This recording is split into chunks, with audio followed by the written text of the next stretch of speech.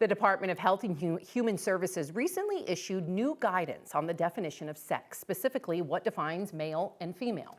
Critics say these new definitions ignore the concept of gender and it alienates intersex people. 9 News medical expert Dr. Payal Kohli joins us now. Thank you for being here so we can have this important conversation. Let's start by you just talking a bit about what are the specifics of these new changes the new administration just put forth. It kind of caught us off guard in the medical community, I have to say, but it was a top-down sort of guidance that this is how we define sex, which in medicine is everything. A man is somebody who has organs that make sperm, and a woman is somebody who has organs that make eggs. Now, they also went on to say that they don't want children transitioning, so doctors shouldn't be participating in that. And they had some guidance about trans athletes as well, that they should compete in their own categories.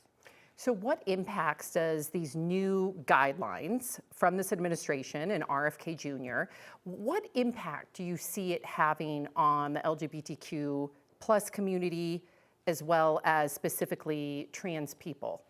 I mean, it's unimaginable what this is going to do, because we know that gender dysphoria is common. I mean, some estimates say 1 out of 200 people have gender dysphoria where they're trapped in the wrong gender. So they're born biologically one way, but they actually feel like they should be another way. So you can imagine how much alienation these people might have, leading to things like suicidality, which we know is higher when this is not treated. What other problematic issues do you see, just with these new very strict guidelines? It's very black and white, and we know that's not how people live their lives. It's too binary, ladies. It puts us in boxes, and we as people don't live in boxes. So I think we really need to think about, this type of political interference into the medical community, what it means for how we treat people, how we screen people, how we randomize people in clinical trials as male or female, what it means not just for how they conduct themselves in society, but how biologically we treat them, what types of treatments they might be eligible for. And you just saying that, I thought of funding, right? I've talked to you about like a number of different papers that you have written and the funding that comes along with it. So having such narrow definitions, will that hurt funding for research? I mean, they've basically eliminated an entire category of people that exists. And to me, this means they're not going to fund that category. And these are these intersex people. So an intersex person is somebody who's born neither male nor female. They actually have characteristics of both genders. Now, whether that means chromosomes that are overlapping, whether that means sex organs that are overlapping, but these are biologically, from a medical perspective, can't be put into a male or female category.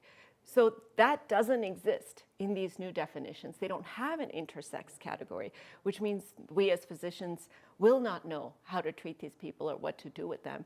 And it's a large proportion of people. Some estimates say almost 2% of people can have these types of overlapping estimates. There's also something in the definition that bothers me, which is immutable, meaning it cannot be changed.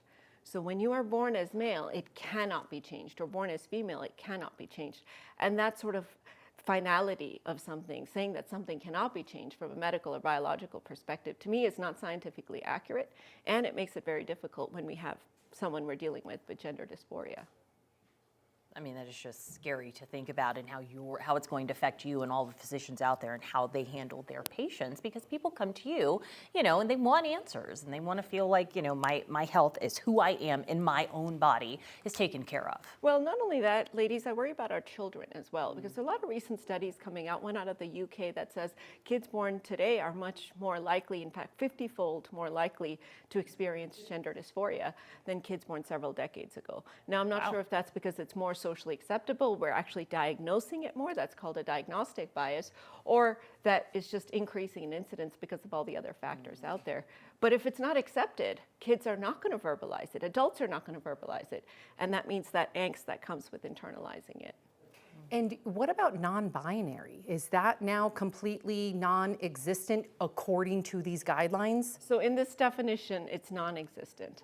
In a medical definition, it still exists in that intersex category. So that's where we as physicians are sort of left to grapple with, okay, now this is the definition. There's a new website defining this. That's an official government website telling us that it's male or female, nothing intersex, nothing non-binary. So how do we, if I have a patient sitting in my office in front of me who does have two X's and a Y, and is neither male nor female, or has both, ovarian parts as well as clitoromegaly, where the clitoris gets larger, almost like a penis, how do I treat that patient? Right.